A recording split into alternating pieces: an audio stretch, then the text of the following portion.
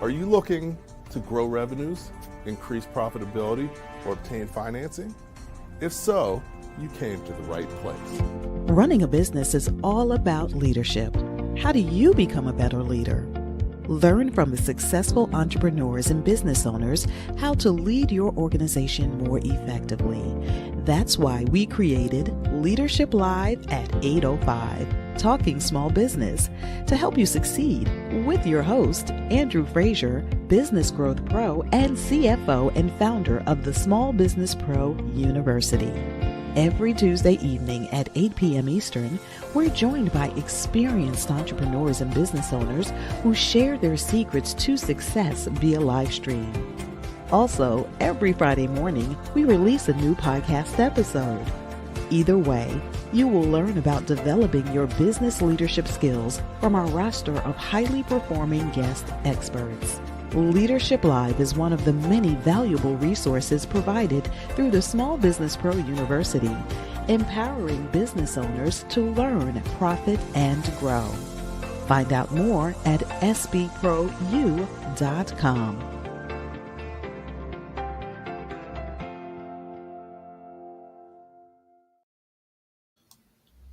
Good evening. Welcome back to Leadership Live. I'm your host, Andrew Frazier, and excited to be hanging out with you once again on Tuesday evening. As you know, Leadership Live, we focus on really helping entrepreneurs and business owners be more successful. At the end of the day, your business can only go as far as you're prepared to take it. So it's key for you to develop your business knowledge and leadership skills so that you're prepared to take your business as far as it is able to go. So looking forward to tonight's show. Anybody who's worked with me or heard me talk, I always talk about your most important job as a business owner being sales and marketing. And it's important not only to know that, not only to do that, but to improve your skills so you can be better at it. And that's really what we're going to talk about today, improving your communication skills, because that drives your success in sales and marketing. So I'm really excited to have our guest today, Marc Williams. He's really excellent at helping people improve upon their communication skills and really help you to be able to talk like a CEO, communicate like a CEO, because you are the CEO of your business. So let me have Marc come on and say hi. Hey, Marc, how you doing tonight? Hey, Andrew, how are you? It's great to be here. Thank you for having me. I'm looking forward to this conversation. Excellent. Same here. Thanks for taking time out of your busy schedule and to hang out with us tonight and share your knowledge and expertise. Thank you. Thank you. Expertise, man. That's a big word. That's a big word. Word up.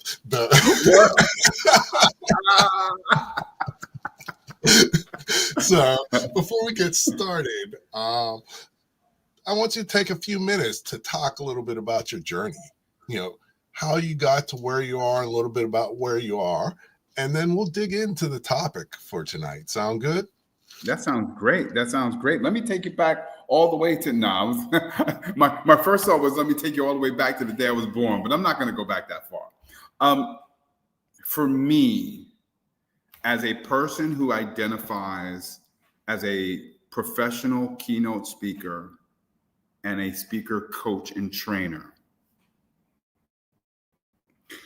my journey began when I was in a school building working with a colleague who was applying for her MBA, and she needed help for a presentation. And because I had spoken a lot at the school where I was at the time, she figured I could help her. So I sat down and gave her what I would not have called at the time a coaching session. And in her gratitude, she shared with me a very important and life-changing business question. She asked me, have you ever thought about professional speaking? Quite honestly, I didn't even know that was a thing. So she gave me a couple of, I'm about to age it right now. She gave me a couple of DVDs, right? She gave me a set of DVDs on how to become a professional speaker. And everybody kept talking on this video, or on the CD rather, about Toastmasters, Toastmasters, Toastmasters. So I ended up joining a local Toastmasters International club where I networked with a lot of people. And my instinct, or my interest, was really not just giving speeches, but building a career as a professional speaker. That's the business that I wanted to go into. Funny enough, fast forward, I'm giving a workshop at a Toastmasters conference when this guy, John, starts taking pictures for the conference. And he comes up to me afterwards and he says, "It really resonates with me the way that you're speaking. I would like to know, could you help me to become a better speaker?" Andrew, this was the first person. I know I talked about that person I worked with at the school, but this, John, my good friend John, was the first person who asked me to coach him for a fee. And that is when my speaking business, which was really just green at the time, started to transition into my coaching business. And to this day, I actually generate a lot more business, and I generate a lot more opportunities to help people through my coaching. And so I was coaching him for a while.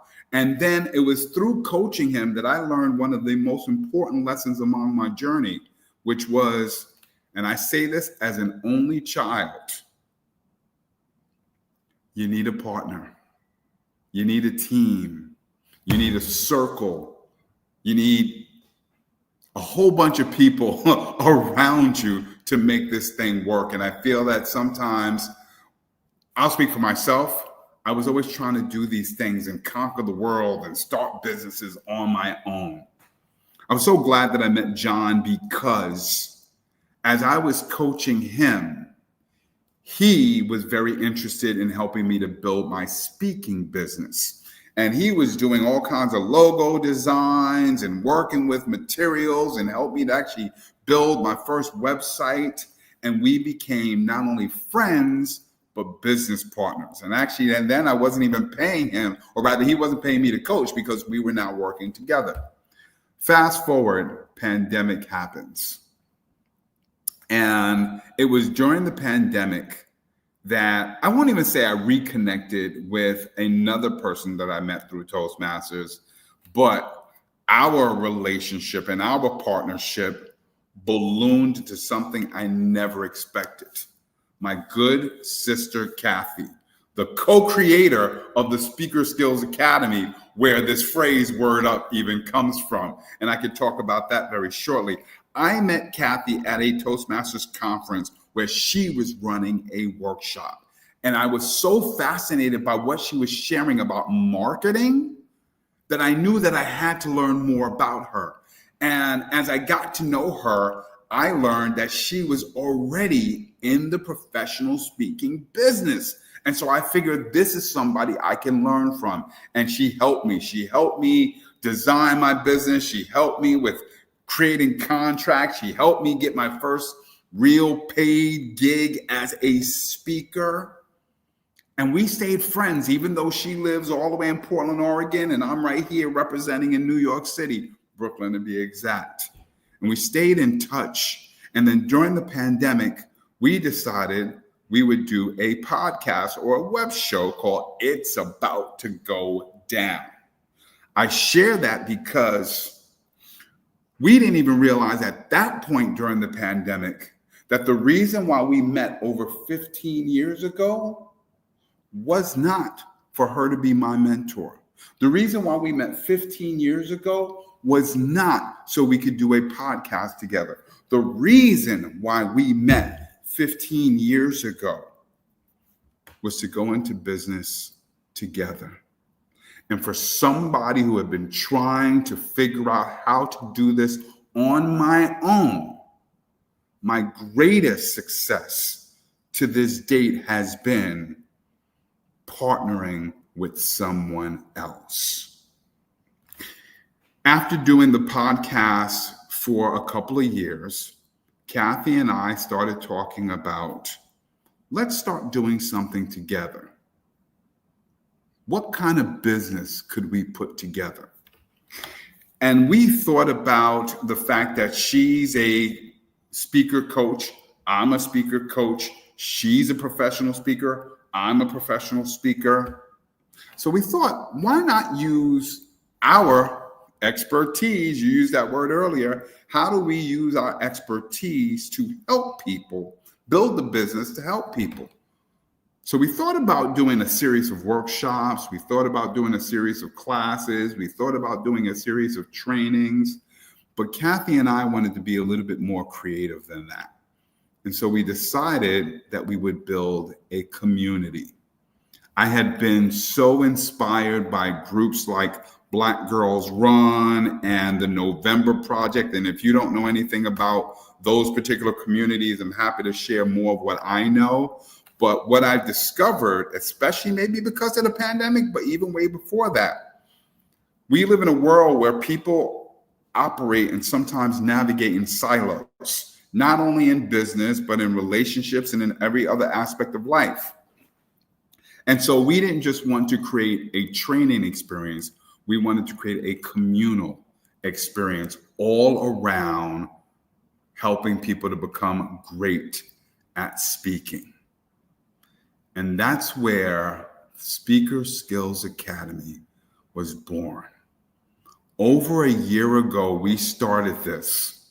It was an idea, to use the cliche. We were putting the plane together as we were flying it. And 12 plus months later, we are in the process of expanding this community, of expanding this business. And you're going to hear me say this a couple of times, as you've heard me say it just now. This would not be what it is right now. This would not be what it can become, what it will become. I'm going to manifest that without partnership. Kathy is my sister in business. She's my sister from another mister. She is a soulmate in terms of business is concerned. And I love her marketing mind. She loves my experience. We gel really well together. And I think that's the thing that we keep hearing from people, that the two of us seem to be like two peas in a pod, just really connecting, and we think alike. And even when we have some differences in approaches, we're very much in tune with what the other person is contributing, and we just kind of feed off of each other. And so the Speaker Skills Academy has become the manifestation of a little boy. And now here's where I will go back as I wrap up this journey.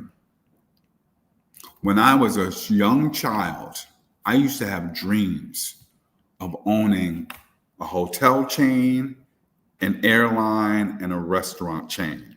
That was my dream. I was going to call it MW Enterprises.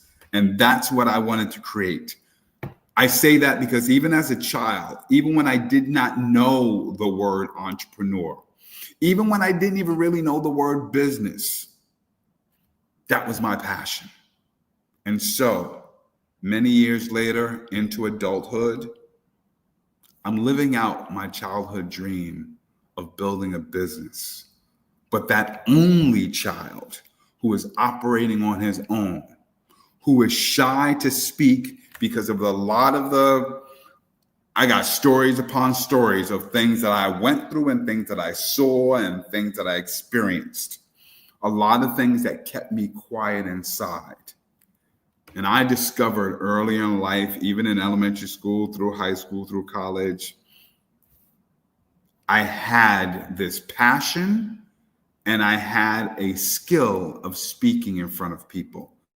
And one person said this to me so eloquently. He goes, listen, think about what people come to you for help with. And people were coming to me for help with speaking. And so I knew that was going to be the business. That was going to be the way that I help people. And ultimately that, without knowing it, would become Speaker Skills Academy. And in short, what is Speaker Skills Academy? It's a community of people who come together with this understanding that you don't get better at anything by doing it. You get better at it by drilling it. And so we have created 100+ gamified drills. Think of it like going to the gym, but no weights. But it's like a gym membership, and you show up and you come and you work out these different skills you could think of and skills you haven't even thought of. And that's what we do. It's like fun night. It's like happy hour. It's like family game night with a whole bunch of people who have really grown tight together. And what people have told us is that it has really transformed the way they communicate. And that makes both Kathy and I and the coaches that we have now certified and the members who are part of our community, it makes me so proud to hear that people have experienced a difference, a transformation in the way that they communicate, because that means that what Kathy and I have done in just a little over a year is we have created a service, an experience that is a proven product, if you will. And that's the journey. Okay, that's an amazing journey. I mean, everybody's journey is different, but I think there are some characteristics that match up with many people's business journey. You know, number one, like you said, you can't do it alone.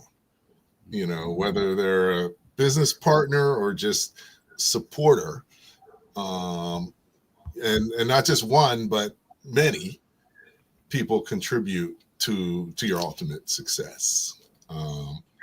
You know, I think that also what I've found is businesses evolve. So your business isn't what it started. Your business never ends up being what you started thinking it would be. I have examples of that. You know, and even for me, you know, every couple of years my business is different.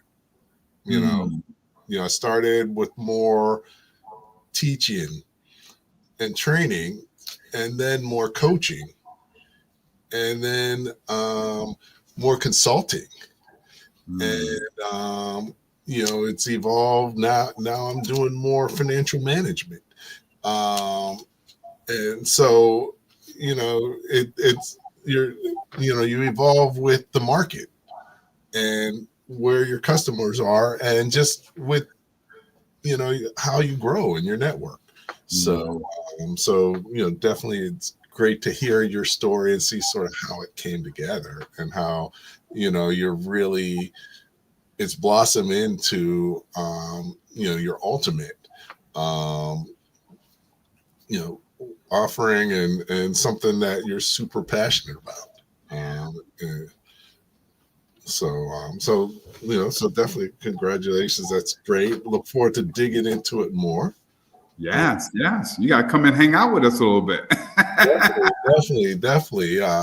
Before we get started, I'm just going to take a minute, because we do the show through the Small Business Pro University. So I want to make sure everybody knows what the Small Business Pro University is. So we'll do a quick video, and then Mark and I are going to come back talking small business and really dig into how to stop playing small and communicate like a CEO. We'll see you in a second. Many small businesses experience low or no revenue growth, and the owners are not making enough money. I founded Small Business Pro University to help you break that cycle by empowering you with greater knowledge and enhanced skills to lead your organization more effectively. Over the past 15 years, I've collaborated with organizations like the Small Business Development Center, Rising Tide Capital, Empower the Village, NJMEP, Rutgers University, and SCORE to work one-on-one with over 1,000 business owners and teach tens of thousands of people about business. My experience includes serving as a naval officer, managing businesses, graduating from MIT, earning an MBA from NYU, and achieving the CFA designation, which has prepared me to accomplish my mission of helping 1,000,008 business owners to sell more, maximize profit, and finance growth by 2028. My vision is to create the ultimate business ecosystem for entrepreneurs. Small Business Pro University empowers entrepreneurs like you to run their businesses more professionally and create sustainable enterprises. We employ my proven proprietary Masterpreneur Playbook framework to guide your journey along the Masterpreneur path and facilitate your Masterpreneur evolution to work on your business and scale faster and easier. Small Business Pro University provides access to valuable resources, partnerships, and relationships that will help you to sell more, maximize profit, and finance growth. Our Masterpreneur initiatives include the Small Business Pro Network, 100+ expert-led multimedia courses, intensive training workshops, Spanish language training, Leadership Live at 8:05 live stream and podcast, in-person Power Breakfast events, and advisory coaching, consulting, and training services.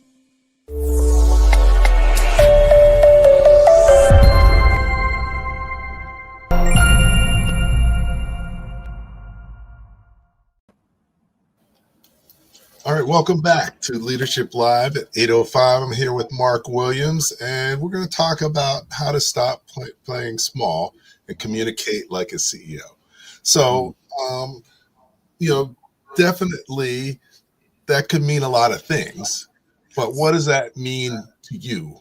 What is communicating like a CEO and not playing small? How would you define that? Because it's always good to sort of start with the definition so we're all on the same page.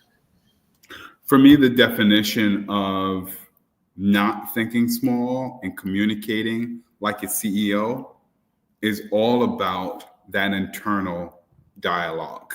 That's where it starts. I find that sometimes we can't build a business if we don't build the mentality that we can build the business. And so sometimes I think we're talking ourselves out of things, and we're talking ourselves out of the possibilities, and we're talking ourselves out of how much time we expect things to happen when they shouldn't happen. So thinking small is thinking that you can't do it. Communicating like a CEO is talking as if it's already happening.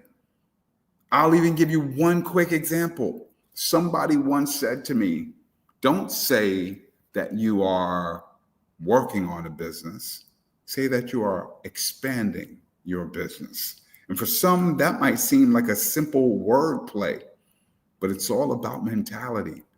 So if you don't want to think small, if you want to communicate like a CEO, first check your own internal dialogue. Because when you can check your own internal dialogue, when the opportunity comes to speak to investors, clients, partners, or any other kind of stakeholders, that's when it comes out. But the communicating like a CEO starts from within. Okay, excellent.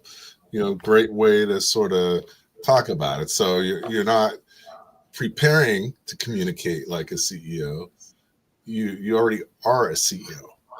And you have to believe that and feel that yourself. That's a key component. It definitely is. It definitely is. And I think, and maybe we'll get into this, but when I think about business, Andrew, mm-hmm. I think the word that often pops up into people's head is sales. How do I sell this product? How do I pitch this product? How do I speak about it when I go to something like a power breakfast or a networking event, right? How do I speak about it? I don't want to sound like I'm selling. Oh, it feels awkward, right? And all of that really starts here first. And then we wait until the moment. We wait until the moment to start speaking. You mentioned preparation earlier. I always say preparation is the most underutilized practice in communicating like a CEO. Don't wait until you get to the networking event to think about what you want to say. Think about it way before, because you know you're going there. And don't get me wrong, Andrew, I'm not talking about scripting and standing in front of the mirror and saying, Speaker Skills Academy. No. You know what you do, but talk about it. And if I may add, find opportunities to talk about what you do more often, not only in business conversations, but in casual conversations, because the more you use that muscle, the more you can rely on it in those high stakes moments. Definitely. And practice. I work with people on financing, and preparation's key. That's one of the most important things. And most people come to try and get financing unprepared. So they don't really deserve financing at the time because they're not ready. So, and then that also takes you back to the most important thing about business, and that most people don't do. And that's write your business plan. And that's preparing to be successful in business. So, it's easy, but it's hard. Or it's easy to do, but it's easy to know that you need to do, but not so easy for people to actually do. But you mentioned being in Toastmasters, and I spent time in Toastmasters as well. And they teach you a few key things and that are foundational to speaking. So, and I'm sure you use that methodology when you're coaching as well. What are 3 key things that people should know when it comes to speaking? The first thing I'll say is you don't get better at speaking by doing it. You get better at it by practicing and drilling certain skills. So you got to figure out what are all of the different nuances, like even idea generation.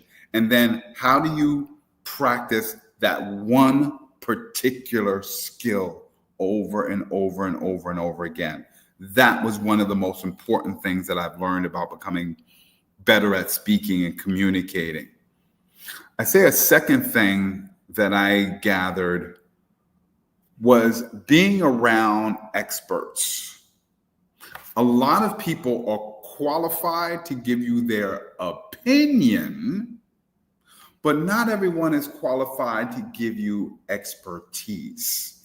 And I found in my speaking journey, the more I was around people who had already done what I was doing, or were excelling at what I was doing, or they were already in the process of teaching other people or coaching other people or consulting other people, the more I was around the experts, the more I started to learn.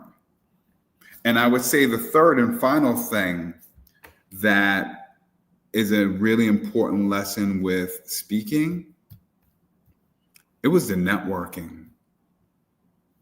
And I think that my business would not be where it is.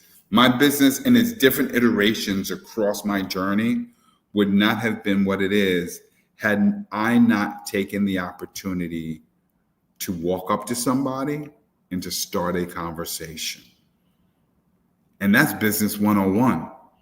You can't move your business if you can't speak to other people about your business. So find the skills that you want to work on, find ways to drill them, surround yourself with people who are upskilled, who are on another skill, on another level higher than your skill that you can learn from, and network not only with the people who've got a higher skill, but network and converse with as many new people as possible.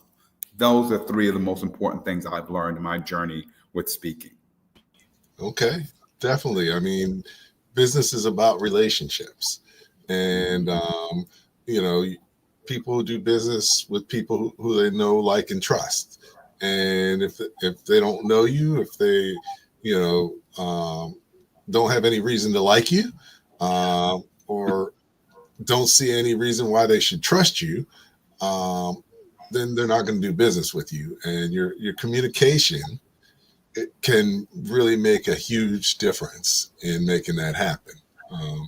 But you know, that's what building relationships is all about. You know, one of the things that I do, there's a few books that I like to have people read, that I'm working with, besides mine, because mine are like the best, but you know, other people's books. And one of them that I talk about for relationships is Dale Carnegie, How to Win Friends and Influence People, because that's the classic. And are there any books or other resources that you recommend for people who are wanting to be able to communicate more effectively? Yeah, you know, the book that comes to mind for me is a book called Resonate. And before we're done, I'll remember the author. I feel bad not remembering the author right now, but Resonate was a great book around how to communicate most effectively. And I remember even in the book how the author took the I Have a Dream speech by Dr. Martin Luther King Jr. and broke it down almost into stanzas, almost into like a poetic form, just to show where he paused, right? And that level of intentionality that she put into analyzing it, as well as the level of intentionality that he put into putting his words together, I think was a great lesson. So I definitely recommend that book. But I tell you one other book that probably has less to do with communication and was more of an influential book for me as far as business is concerned.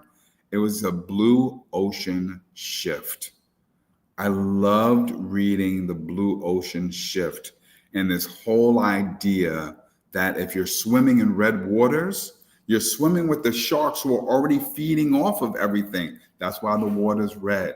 You need to go into blue ocean, where people aren't doing things that haven't been done before, right? That was such a critical thing for me. And again, I go back to speaker skills. That's what I think really Kathy and I got super excited about.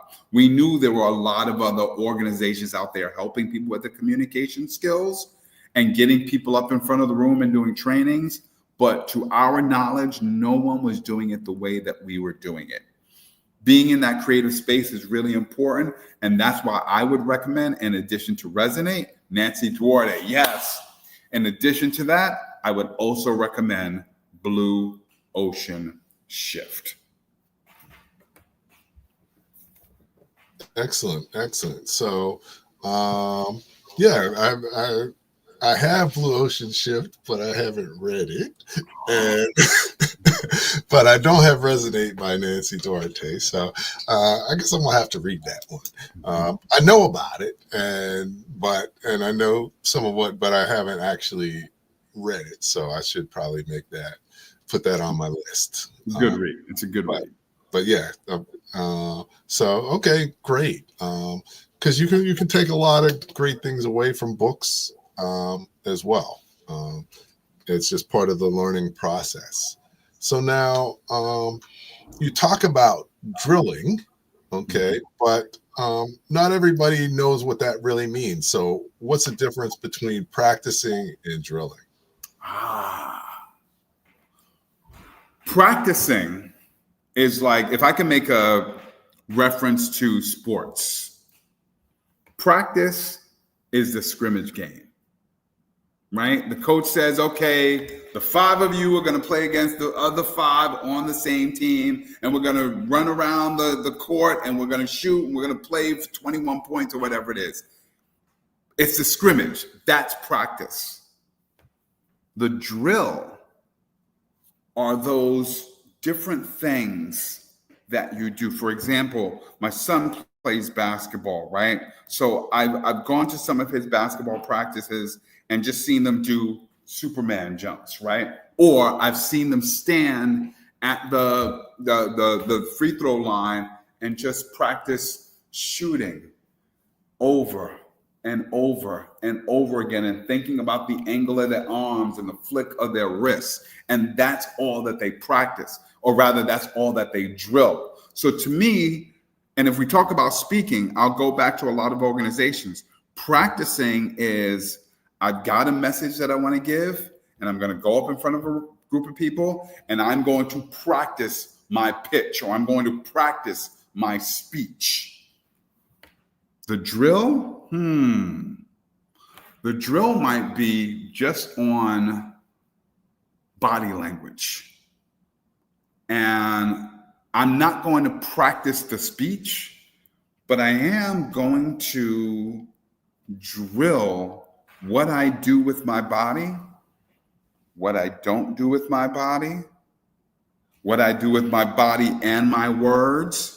And I'm just going to drill that skill over and over and over again. So the practice is about the entire presentation. The drill is about individual skills. To me, that's the difference between practicing a presentation and drilling a skill. Okay, excellent. So definitely, thanks for your question, Veronica. And, it's important to sort of understand that. So it's almost like, you're practicing something, but your drill is like building your craft. Would you say something? You know what? It's like Veronica who asked that question. The practice would be standing in front of the mirror and repeating that same business pitch 25 times until you've memorized it, right? But Veronica, you have to ask yourself this: how do I finish? How do I wrap up my pitch, right? We did a drill the other night called Finish This Thought.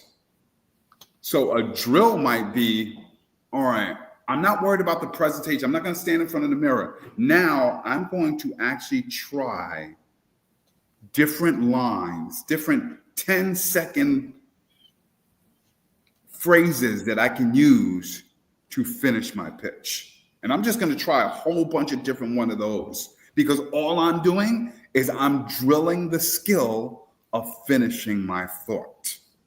That would be the difference. Okay. Excellent. So, communications, what I've heard, and you probably have as well, is, if there's only one thing that you can work on to develop that will help your success in business or your career, it's communication skills. And, and I think, definitely that's an area where a lot of people have challenges. And a lot of times there's a fear of communicating and talking to people. And how do you help people overcome that? Ooh, that is such a great question. Can I tell you that I've had clients of mine who said that my coaching sessions are one part being with a coach, one part being with a teacher, and one part being with a therapist. I want to be careful. I do not have a degree. I am not a licensed therapist, but I believe they say that because a part of getting over the fear, the concern, the worry about how we show up when we're speaking, so much of that is about discovering what ultimately makes you worried, what ultimately makes you concerned, what ultimately makes you stressed or afraid. And a lot of that goes back to some experience early on, or it goes to just different associations. One of the most amazing things I'll never forget is I was working with this one client who had this pitch coming up for his business idea. And he was like, I'm super nervous. I'm nervous every time I get up and stand up in front of a crowd. And so I said, that's very interesting. What if you sat down? And then for the entire session, or for the rest of the session, he sat and he just felt so much more at ease. And we discovered he wasn't speaking any different. He wasn't using any words differently, but there was something psychologically going on about standing up versus sitting down. And so I think a part of getting over the fear, the worry, the stress, the concern is starting to figure out, what is it that concerns you? What is it that scares you? What is it that stresses you out? And so that's why in a lot of the coaching sessions, it's really about digging into who you are as a person and what your background has become, so we could figure out how to unstuck whatever has been getting in your way for the longest time. So I go back, everything's psychological, everything is mindset. Because at the end of the day, we were born talking. We were born moving these lips and the tongue and all of this human stuff right here. We already have the tools to do it, but something's getting in the way of us being able to use it well, right? And it's really just that self-discovery that I often help people with. And I don't necessarily think I have to be the one to help you through that self-discovery, but I think you need to start thinking about it. If I may just add one other thing, here's my biggest rule. This is not about you. And I will tell you, pull the curtains behind on Marc Williams, and you will find before any time I go up in front of a crowd, do a training, a coaching session, a talk, I will say those words to myself. This is not about you. This is about everybody else in the room or in the space and what they need to walk away with to elevate their business, their relationship, their identity, their selves. So pull the spotlight off of you and put the flashlight on your crowd, because it's your clients and everybody else that you work with who are more important in the moment than you. Concern, stress, and the fear of speaking is such an ego thing because we're thinking so much about ourselves. Flip the script, the proverbial script, and put the spotlight back on other people. That's how I help people get over that fear. Okay, excellent. Actually, on my side, I run into a certain fear also. In my book, Running Your Small Business Like a Pro, the third chapter is what is your greatest fear? And the greatest fear of a lot of entrepreneurs and business owners is numbers and analysis. So, helping people work through that as well. And you just break it down. I'm like, can you add, subtract, multiply, and divide with a calculator? Then you got all you need.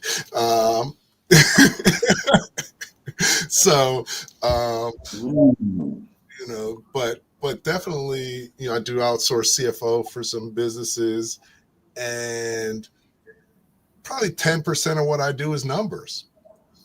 A lot of it is teaching, coaching, getting them comfortable. So you are a little bit, there is therapy and other things that go into it. Not just in communication, but in all areas of business and life. It just depends on where people are. Yes. Yeah. I got to add to that. And thank you for bringing that up, because it just really lit my brain up in terms of, I would say, two other things that I think would be helpful for anybody watching and listening. There's this magic of storytelling, and there's this magic of word economy. I think sometimes the biggest fear that we have with speaking is I've either said too much, I haven't said enough, or I hate what I said. We did a drill the other night on removing junk words. But removing junk words isn't just about being brief and concise. It's about taking out those extra words that we don't need, that just get in the way of the main message. So just drilling the skill of fine-tuning the words that you want to use when speaking. And that's where, when I talked about earlier, just having those casual conversations with as many people as possible, not waiting for high stakes moments. That's where you start to overcome the fear the more you talk about it. But if you need something to talk about, it's the storytelling. You talk about numbers. People in business are often afraid of numbers. I think people in business are also afraid that they don't have something interesting to say. And the most interesting thing that we can say are the stories that we have. And I'm borrowing this one from Patricia Fripp, who's a great communication coach. She said, if you ever want to tell people what you do, don't just give them the history, the background, the data, the numbers. Tell somebody the story of the last person you helped. I encourage everybody to think of the stories of the last people you helped, because it's those stories that actually best help you to explain the work that you do. And the great thing about stories is you don't have to memorize numbers. As important as numbers and data and all of those things are really important, but you don't have to memorize it. And sometimes the fear where we get stuck with speaking is we feel like we don't have enough to say, or if it's not flowing. But nothing flows better than the stories you have to tell. And so that's one of the things that I often recommend people as business, as small business, big business, and every business in between. Start collecting your library of stories about how you have helped people, and bring those stories into the networking events and the pitching experiences and those casual conversations about the work you do. Word economy and telling stories is also two very important keys in overcoming that fear that you were asking about. Excellent. So definitely one of the other pieces is consistency, I find, and having a consistent message. And how do you help people do that? Or is that something that, what are your thoughts on having a consistent message, and what's a good way to do that? I think one of the keys to a consistent message is, one, thinking about what you want people to do with the information that you're about to share. And I think that's what also gets in our way. We're just telling people what we do, why we do it, how successful it's been. And then people sometimes walk away and think, well, what the hell you want me to do with that? and it goes back to something else I said earlier, Andrew. Sales is a part of business. It's a hard word for us to swallow and take in. And so sometimes we don't give people that call to action, if you will, to use that cliche term. And we leave it out. So I think that's something that we need to practice. It's something I've learned that I still continue to work on, to be able to talk about what you do, not from a sales perspective, but from, listen, I found out that people need this. And I have used, what was the word you used earlier, Andrew? My expertise and my experience has helped me to discover something that could be very helpful to people. And I'm just sharing it with you, right? And if you choose to take it, you choose to take it. But let me tell you how to tap in to this community, this service, this product. Call to action. That's the most consistent thing we need to work on. Okay. Excellent.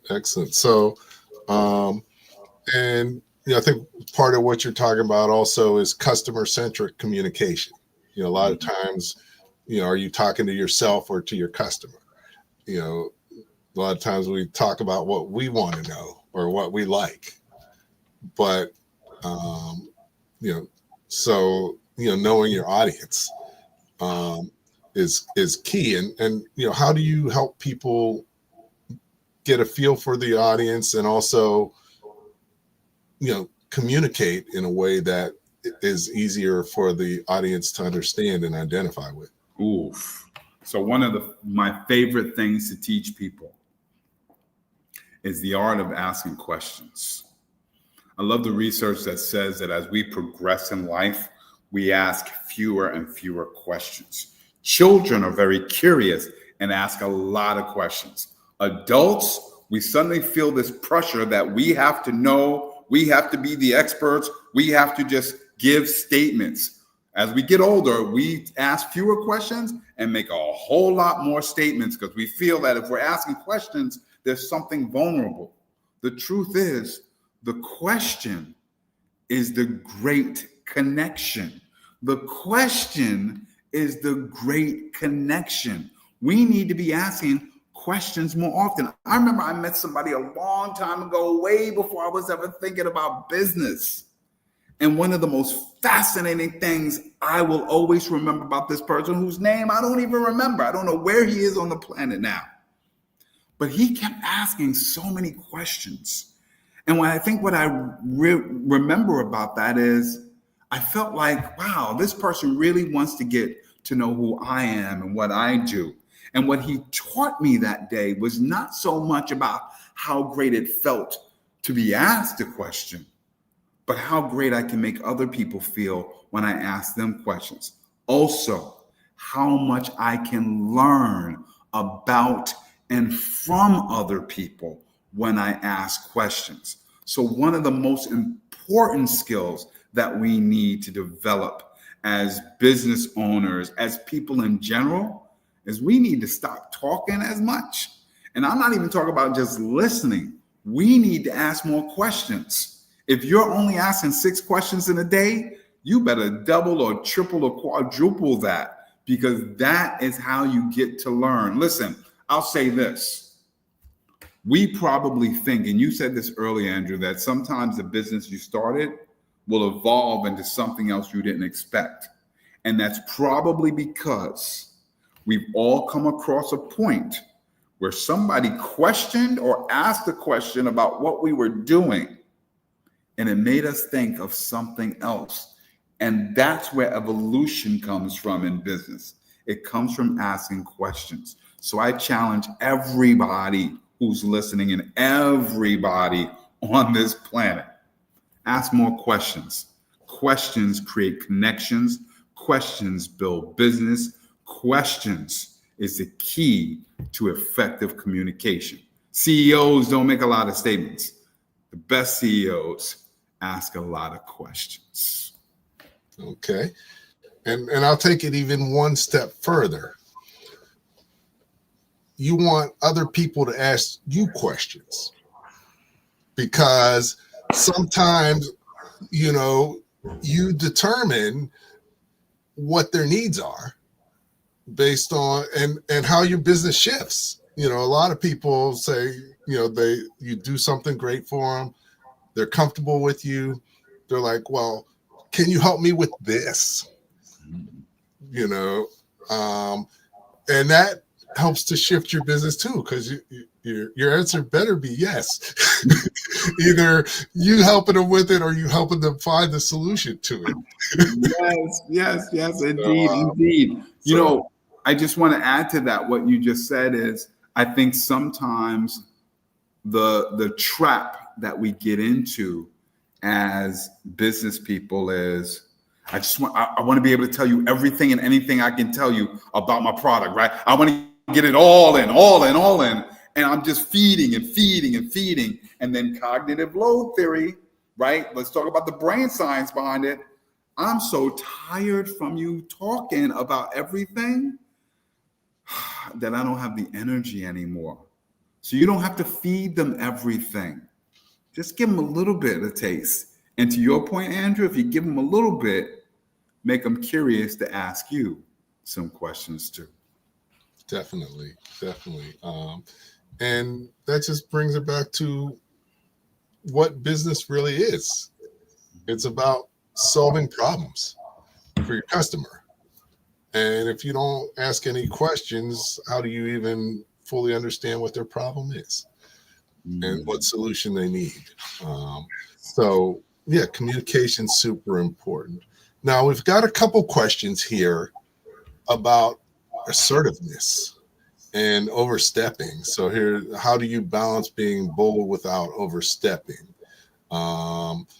What is a good habit to build your assertiveness? Talk a little bit about assertiveness. Is there a line that you shouldn't cross? Or, and how do you make sure that you're, doing it in the right way? Communication is not just about speaking. Communication is about observing. The way that we know that we've gotten too assertive or too pushy is by the body language and the signals that the other person is giving us. See, sometimes we think communication is just about us talking and us conveying information. It's about us reading information as well. And so, yes, can you cross the line of being pushy and assertive and too much? Yeah, but you'll only know that depending on the person. And every audience member is going to have their own particular limit. So pay close attention. Pay attention to the shoulders, pay attention to the facial expressions, pay attention to people keeping things short after you've spoken, right? If they want to speak a little bit more, they're interested. If they're keeping it short, they're probably looking for an escape. So your best tool in holding back your assertiveness is paying attention. And if I may add this, sometimes our excitement increases our volume. And sometimes assertiveness comes across as I'm either too loud, I'm too in your face, or I'm talking too much. Step back, man. Give me space. So, most important thing, lower the volume, step back, but most importantly, pay attention to what the other person is telling you, not just through their words, but through their body language. That's how you adjust assertiveness so that you're more effective as a communicator. Okay, definitely. I think those are key. One other thing I would say is a lot of business owners aren't assertive enough because you like as an employee, there's more of a limit to how assertive you should be. But as a business owner, you have to advocate for your business and nobody else will. So, if you don't make the ask,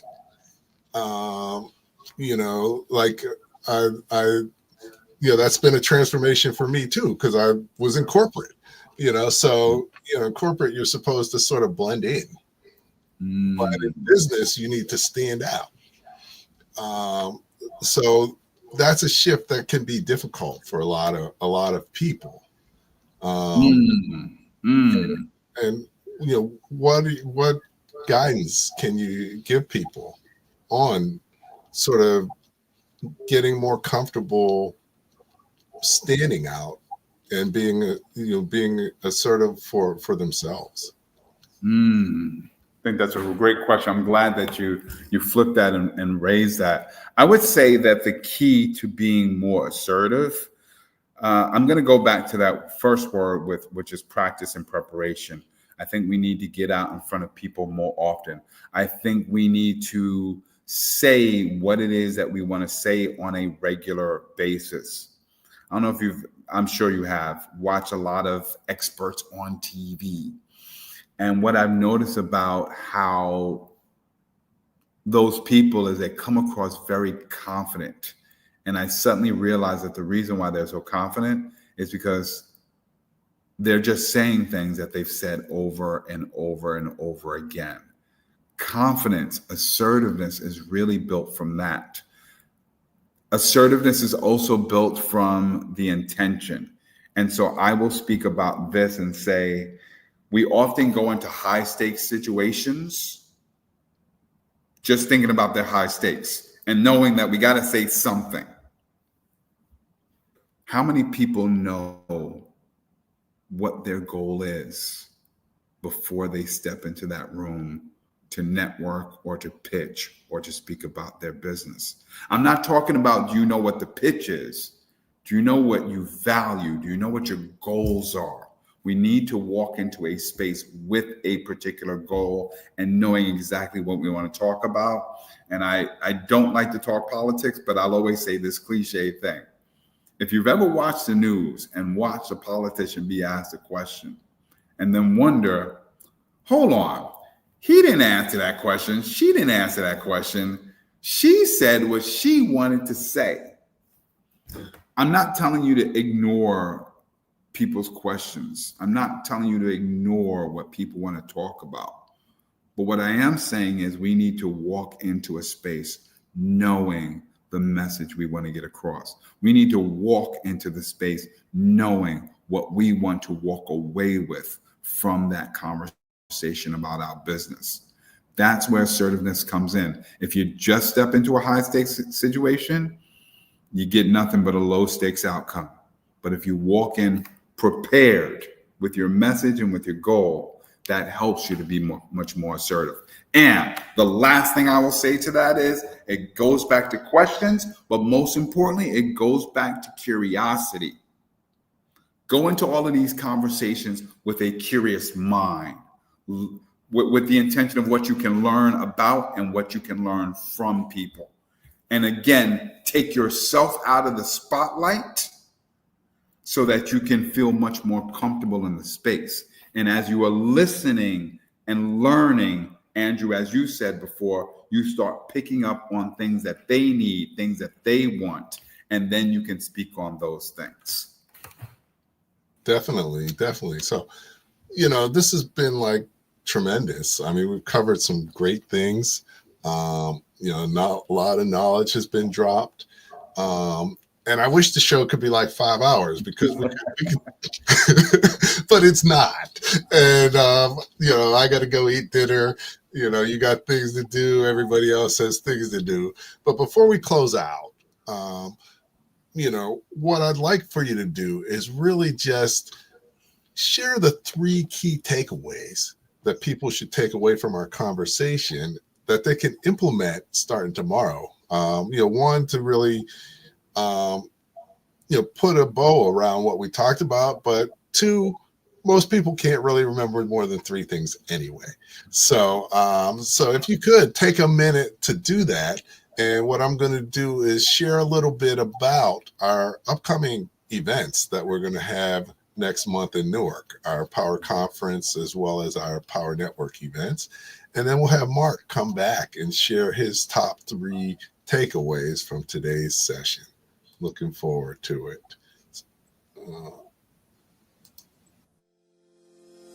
Join us for the Power Network event at Makerhoods in the Kruger Mansion in Newark, New Jersey on Thursday, July 24th.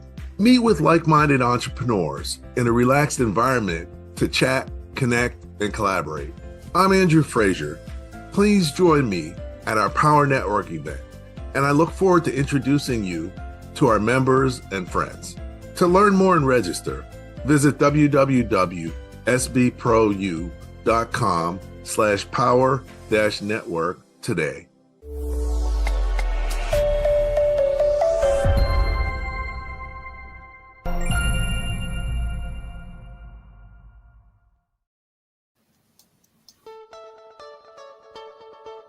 We're here at the Small Business Power Breakfast and Conference. I'm excited to say that we had a great day.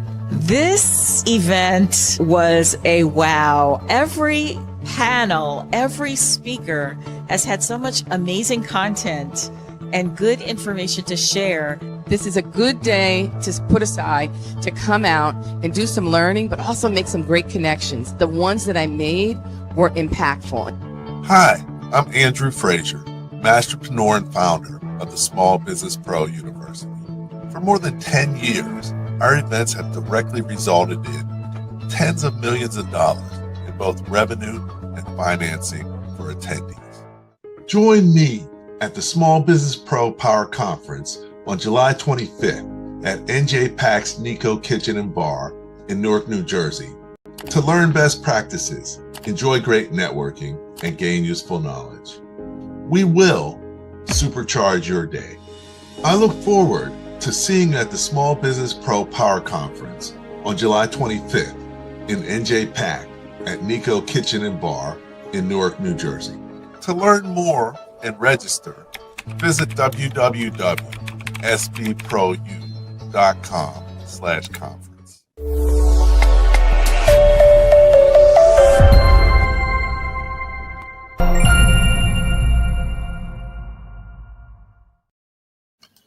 Welcome back. I'm here with Marc Williams, talking small business. Tonight, our topic is stop playing small and communicate like a CEO. Before we close out, Marc's going to share 3 key takeaways that you can use and start implementing tomorrow. Don't think small. Think having a lot of conversations. In other words, 3 takeaways. 1, talk to new people every day about your business, because your greatest preparation is through casual conversations. So talk to somebody new every day about the business that you do and continue to build your muscle that way. Second thing I will say, lead with questions and curiosity. Ask 6 more questions or ask 12 more questions in a conversation throughout the day, not in just one conversation, but ask 6 to 12 more questions throughout the day so that you can learn from people and learn what they need or want from you that you can offer. So first one, talk to more people, because preparation through conversations. Number 2, ask more questions and lead with curiosity so you can learn about what you can offer to other people. And the last thing, because I love this question about assertiveness, build your assertiveness by focusing less on you and what you're afraid of and what you're stressed out about talking about, and put the spotlight on the other person, because you know you have something of value to offer people. So speak to them about what you can offer, and speak to them about really what they need. So again, in summary, talk to more people every day, because preparation is key and built through casual conversations. Lead with questions and curiosity so that you can learn about what people need. And 3, build your assertiveness by taking the focus off of you and what you can do and putting the focus on them and what they need that you can offer. Excellent. So we talked earlier about relationships and how important they are. So talking to new people every day. There was a book called Never Eat Alone, and about always, making an effort to meet new people, and and it's even a better situation if you can break bread with them. So talking to new people, excellent. Lead with questions and curiosity. It's important to ask more questions. Actually, as part of my development program for some business owners that, are going from working on their business to working on the future of their business and hiring managers, they have to learn how to ask questions, because they're used to giving solutions, but then they're managing their managers. So why have managers? So you have to ask questions and make them manage. So one guy I was working with, it was pretty cool. He wrote a question mark on his wrist to remind him that he needs to ask questions. So, but that's critical internally with your business and externally with your customers. And then building assertiveness, focusing on other people, talking to them, not talking to you. So This has been really powerful, Mark. I definitely appreciate you joining me tonight, sharing your knowledge and expertise. And you've been great, even though you're from the BK. Watch it now, Jersey boy. Actually, I'm a Pittsburgher, not Jersey. Oh, okay. I live in Jersey, but always a Pittsburgher. So, Mark's a great guy. And, if you want to connect with him on LinkedIn. His info is right there. It's in the chat. So feel free to do that. And Mark did talk about his academy. So if you want to learn a little bit more, here's his website. Feel free to check that out. It's in the chat as well. So thanks again, Mark, for hanging out. Appreciate you sharing. If you can hang on a few minutes while I close things out, that would be great. So once again, very great conversation. Mark shared a lot of great things about, it's so important to not play small and communicate like a CEO. And really a big piece of that is knowing that you're already a CEO. So, definitely, there's a lot to it, the three key things, but, also if you're tuning in again, definitely you want to check out the whole session. So, definitely appreciate everybody's feedback, everybody tuning in tonight. Always appreciate you taking time to tune in, share your questions, share your comments, and, really looking forward to next week as well. Every week we have some great guests. Next week, we're actually going to have Martha, and she's going to be talking about how to sell more by answering questions before they're asked. How about that? Talking about questions, and they're important. So hopefully you'll be able to join us next week. And always remember, at the end of the day, the more that you know, the faster and more successfully your business will grow. Thank you for listening to Leadership Live at 8:05, Talking Small Business. Subscribe to our YouTube channel and to the podcast on your favorite podcast platform. Leadership Live is one of the many valuable resources provided through the Small Business Pro University, empowering business owners to learn, profit, and grow. Find out more at sbpro.u.com.